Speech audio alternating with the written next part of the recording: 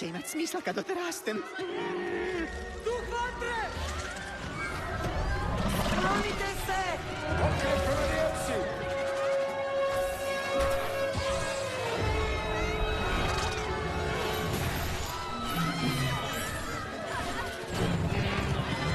O, ne! Sobovi! Zaglavit će! Ajmo sve! Spasit ćemo ih! Elza! Bježi od tamo!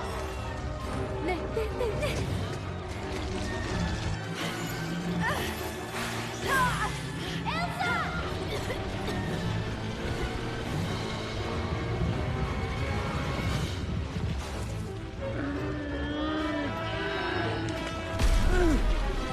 Hajde, stari, možemo mi to!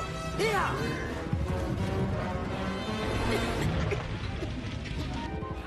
Ana!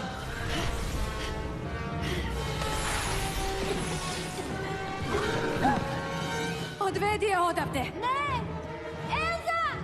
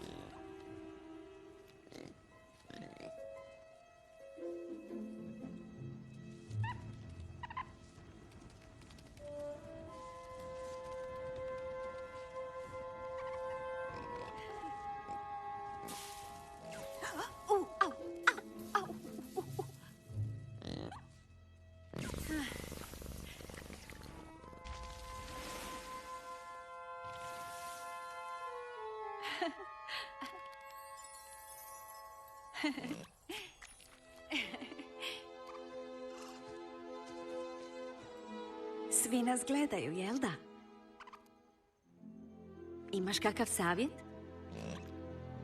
Nikakav? Da pogodim što to znači. I ti to čuješ. Netko nas doziva. Tko je to? Što da radimo?